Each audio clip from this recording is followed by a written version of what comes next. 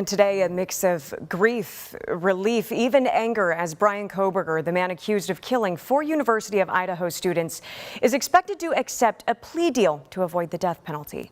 Thanks for joining us at 4. I'm Elle Thomas. I'm Monique Mingalava. Now, tomorrow, Kohberger is expected to plead guilty to killing those 4 students. The deal would give him 4 life sentences to avoid execution. But families, friends certainly conflicted over this. Some say a guilty plea helps the community move forward.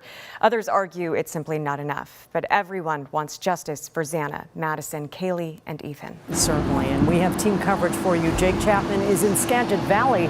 That is where Ethan Chapin grew up. He's speaking with families about Ethan's life and the effect the plea deal is having on them. Brandon Thompson taking a deep dive on the death penalty, why it's so rarely used even in states where it's legal. But first, we are hearing from families nearly 3 years later as this case potentially comes to an end. More than 2.5 years after the murder of 4 University of Idaho students, 30-year-old Bryan Kohberger could be on the verge of pleading guilty.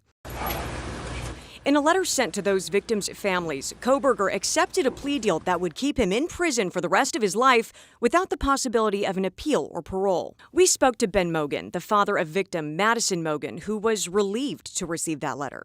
If you get a quick death sentence, and you don't have to spend decades thinking about how terrible you made the world. In November 2022, Madison, along with Xana Kernodle, Ethan Chapin, and Kaylee Gonsalves were all found stabbed to death at an off-campus home in Moscow, Idaho. Kohberger was arrested several weeks later in Pennsylvania and extradited to Idaho. DNA evidence also linked him to a knife sheath found at the crime scene.